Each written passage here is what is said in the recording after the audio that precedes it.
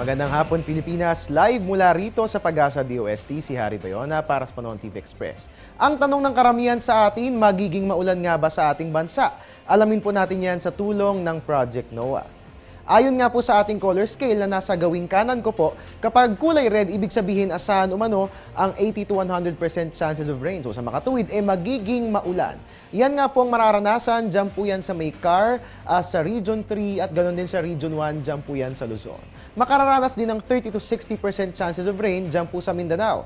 So sa mga kababayan po natin dyan, make sure na dalhin po natin ang ating mga payong ng sa gayon ay maiwasan ng pagkabasa mula sa pagbuhos ng ulan.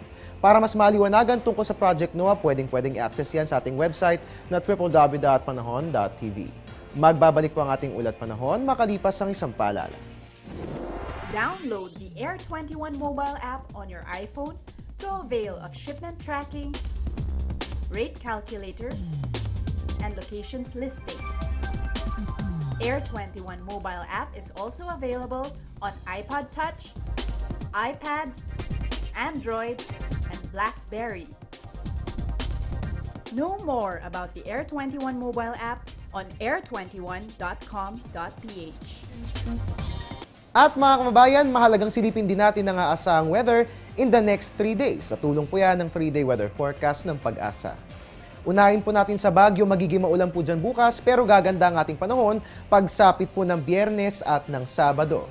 Dito naman sa atin sa Metro Manila, fair weather ang ating mararanasan bukas. Magpapatuloy po ang magandang panahon hanggang sa araw ng Sabado. Samantalahin po natin yan, labhan po natin ang ating mga damit. Sa Metro Cebu naman po, magiging maganda ang panahon natin bukas hanggang sa Biyernes, pero uulanin po tayo sa araw Sabado, so dalhin po natin ang ating mga payong.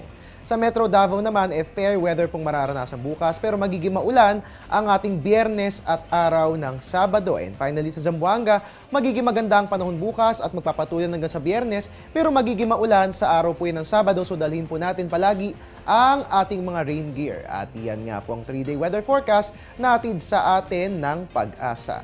At mga kabayan, yan po muna latest mula rito sa Pag-asa DOST. Ang tabayana ng susunod na ulat panahon ni April Enerio. Mamaya po yan sa News at 6. At ugali ng pagtutok, dito lamang po yan sa Panahon TV Express. Sa walang pinipiling panahon, ang pagbibigay impormasyon. Mula na umaraw man, I'm the man, your weatherman Harry Bayona, na nagpapaalalang tiwala lang. May tamang panahon ng bawat pagkakataon. Magandang hapon po.